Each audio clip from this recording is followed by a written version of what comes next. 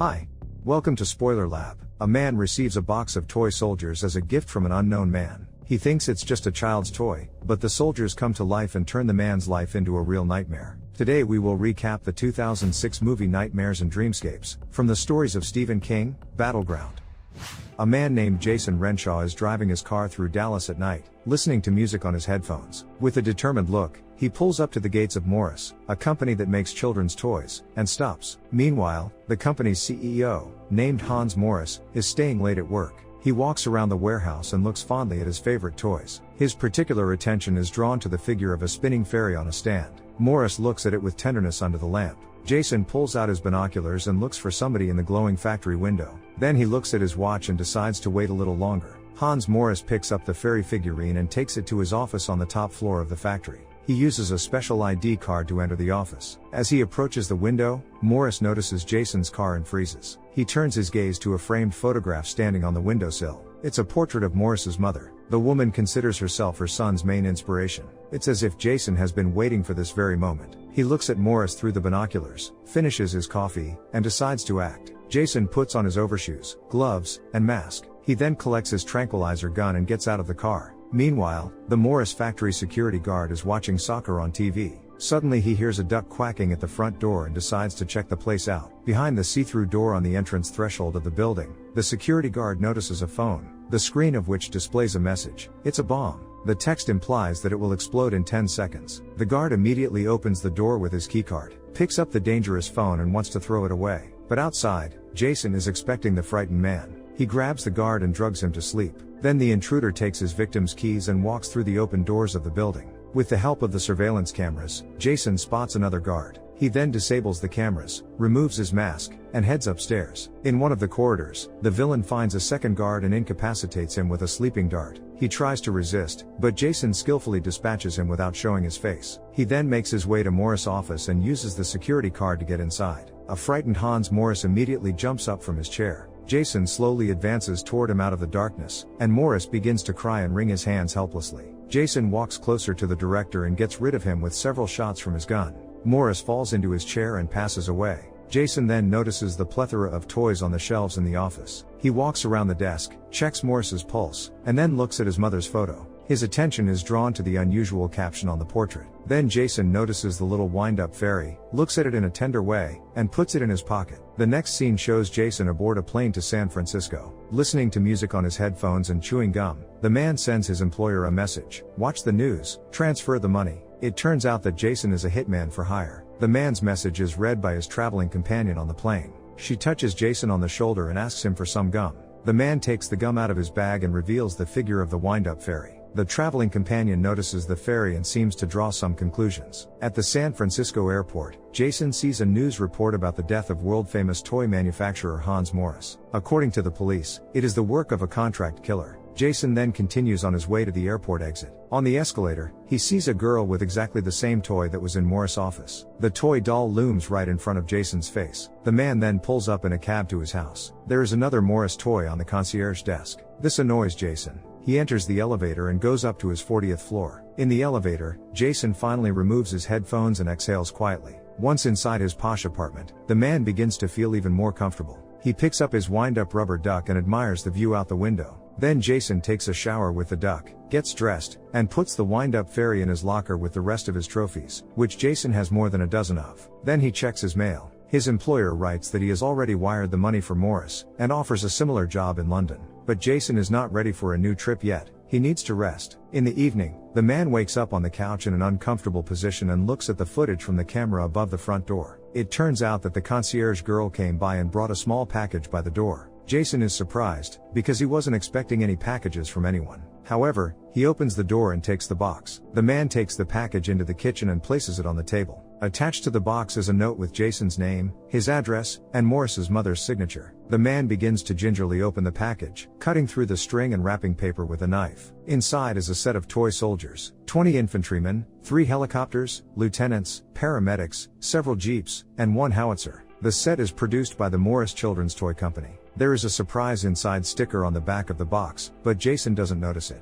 He cautiously opens the box, shining a flashlight on it, because he suspects there might be a bomb inside. But there's nothing like that, it's just a normal children's set. Jason looks again at the note signed by Morris' mother, and then examines one of the toy soldiers and throws it back into the box. The man loses interest in the package and goes about his business. Suddenly he hears a rumble and sees that the open box of toy soldiers has fallen off the table. Jason slowly walks around the kitchen table, trying to discover what might have pushed the box, but he doesn't notice anything out of the ordinary. Then he walks closer to the box and sees that the soldiers and machinery have disappeared somewhere. Jason looks at the box with his mouth open in surprise. Suddenly he notices that the curtain behind him is moving. The man immediately examines the curtain, but finds nothing behind it. After that, the desk lamp in the apartment goes out. Jason fails to turn it on, so he reaches under the table and sees that the wire seems to have been cut. Immediately the lights go out over the kitchen stove. While Jason is trying to figure out the electrical problem, a toy rifle with a bayonet jams into his leg. It's the size of a toothpick, but it doesn't feel great. Jason examines the toy weapon with surprise, backing away. Then he squats down and looks under the stove. Suddenly, shots are fired from there. Jason jumps to his feet and sees a volley of gunfire coming from under the couch as well. A howitzer fires from the same spot and hits the man in the knee. The impact is painful, forcing Jason to huddle up and move to safety. The man gasps in pain and stares into the darkness under the couch. Then he jumps up sharply and quickly runs into the bathroom,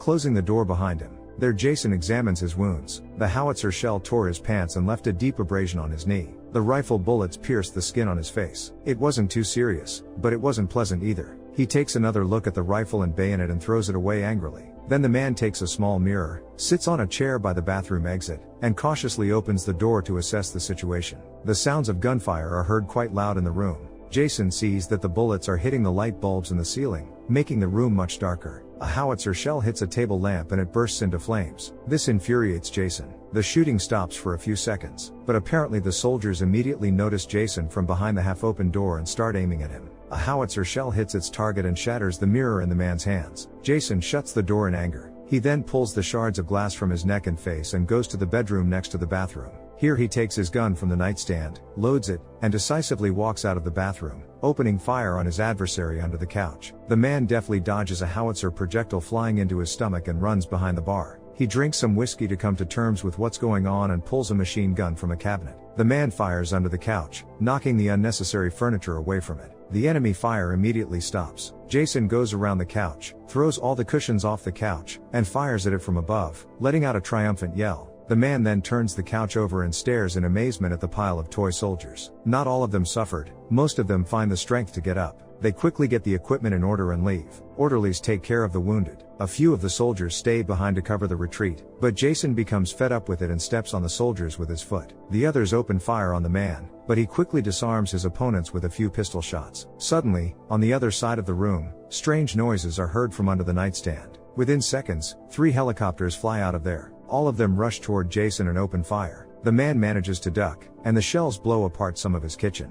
Then the man raises his head and is immediately rammed at full speed by 2 helicopters. In pain, Jason freaks out and lets go of his gun, but he immediately picks up the weapon among the debris and prepares to attack again.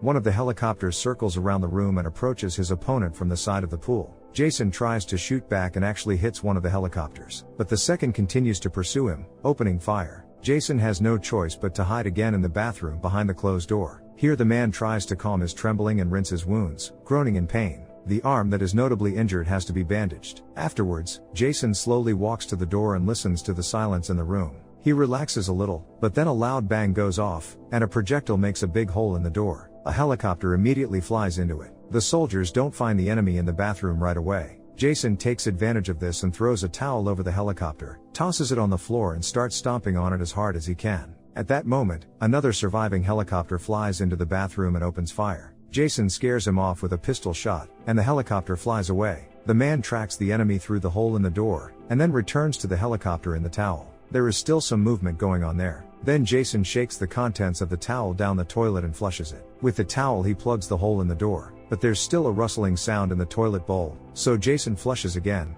then turns on the hair dryer and throws it into the water with the enemy floundering in it. His plan to neutralize the soldiers works, though the lights immediately go out in the entire apartment. Partially satisfied, Jason decides to duck behind the toilet for a while. After catching his breath, the man mends his knee wound in the darkness. He manages to thread the needle and tidy himself up. Jason drinks some water and prepares to continue the battle. Under the sink, he finds an insect repellent with a high alcohol content. It would come in handy in the fight. Then the man notices a small shadow under the bathroom door. It's one of the soldiers planting a note that says surrender. Jason looks toward the room in bewilderment, then finds a pencil and writes a defiant rejection on the same piece of paper and pushes it out the door. There is an immediate commotion from across the room. Jason pulls back the towel and sees through the hole as the soldiers load the howitzer. Immediately the door is ripped open by shells in many places. Jason manages to run away to the side. The man realizes that the bathroom can no longer serve as shelter, and climbs out through the window onto the ledge. He tries not to look down from the 40th floor and, holding on to the ledges on the wall,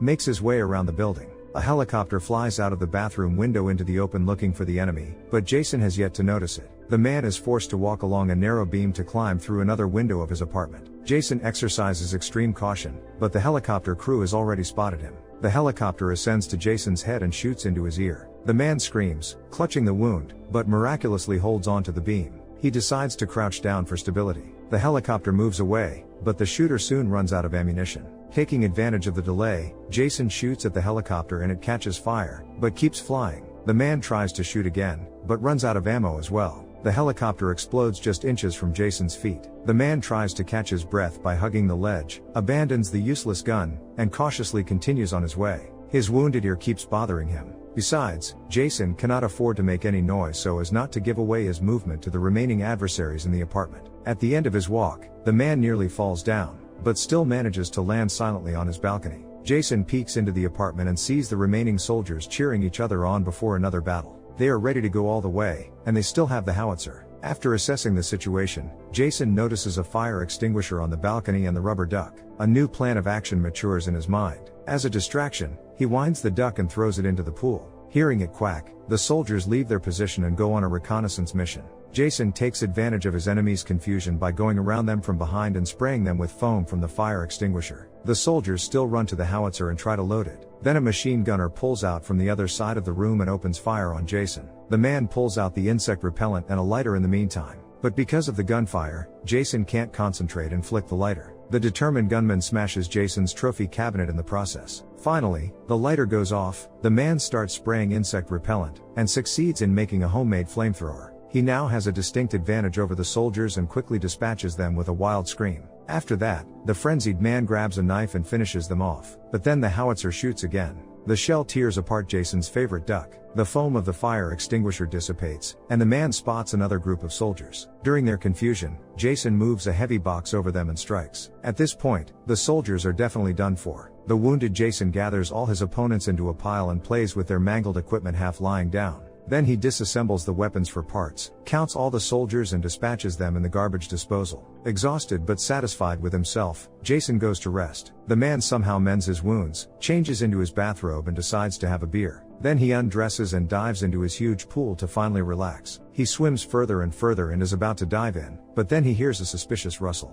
Then Jason jerks sharply in pain and jumps up, holding his wrist. The man quickly swims to the edge of the pool and emerges from it. Lurking around the corner, he looks into the water, but sees nothing suspicious in it. However, there is now a large cut on his wrist. Jason wraps a towel around the wound, continues to look around, and backs away from the pool in horror. Sitting in his bedroom, Jason tries to soothe the pain and give himself first aid, for such a wound cannot be left untreated. But his hands are shaking too much, and there's no way he can thread a needle. After several unsuccessful attempts to help himself, Jason sighs angrily and frustratedly and decides to get out of the apartment to get medical attention. He tapes up the wound, gets dressed, and, looking around, goes into the kitchen, where a card for an emergency 24-hour service is hanging. Then, limping, the man leaves the apartment and summons the elevator. As he does so, Jason keeps his eyes on the front door of his apartment. The elevator arrives, the man enters and begins to descend to the first floor. Jason is eager to believe that he is safe here, but suddenly strange noises are heard outside the cabin. Someone seems to be coming down through the wall toward the buttons. Suddenly the button panel explodes, the lights go out, and the cabin stops. The overhead hatch begins to open.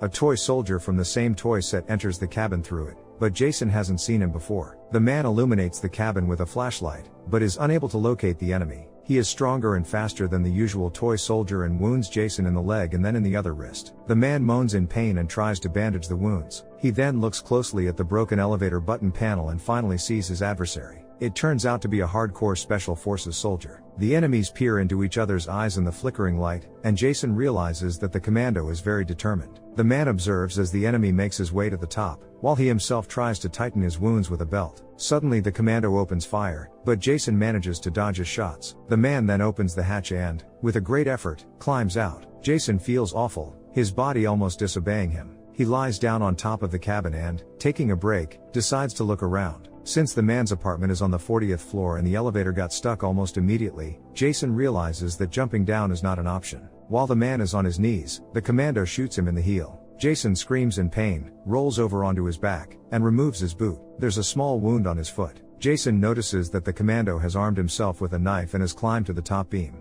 He is cold-blooded and ready to attack. However, Jason also notices a second elevator cab. It's in working order and it's going straight down. The man shifts to the very edge of his cabin and with a roll sharply moves to the next cabin. He exhales in relief, opens the top hatch and jumps down inside the cab. As he does so, he hits the floor hard, causing him pain. With the last of his strength, Jason reaches the panel and presses the button for the first floor. That would have been fine, except that the commando climbed into the cabin together with Jason, holding onto the man's shoe. He slowly climbs on top of Jason, and walks across his chest with a triumphant look on his face. The man is startled to see his adversary, letting a terrifying growl. He then draws his knife to attack Jason. He delivers a few quick, precise jabs, and it is only after that the man tosses him aside and collapses on his side. At this point, the elevator reaches the first floor and the doors open. The badly injured Jason has almost no strength to get out, and he collapses in exhaustion. The commando smugly examines his victim and prepares to deliver one last blow. Then Jason sharply grabs his adversary, knocking his weapon away. Then the man slowly pushes the twitching commando under the elevator doors, which are about to close. The Special Forces toy growls and struggles as hard as he can, trying to hold the elevator doors open. But he is only a toy, so he lacks the strength, and soon the brave toy is crushed by the elevator doors. His body remains in Jason's hands. Suddenly the man hears the distinctive sound of a ticking bomb. He turns the commando over and sees a red light flashing in his backpack. Jason realizes that the explosion is seconds away. He is in a closed elevator cabin and there is no time to do anything about it. The man laughs, looks at his last opponent, and accepts his fate. An explosion erupts, the flames from which spread throughout the elevator shaft. In Jason's shattered apartment, the box of toy soldiers rests on the table. The label has peeled off a bit, and underneath we see that Jason received a bonus, a commando fighter with a portable thermonuclear charge. The fairy toy starts spinning in the killer's broken trophy cabinet. So what tactics of warfare against a tiny enemy would you choose? Leave your comments below, and if you liked the video please like and subscribe for more movie recaps. See you next time.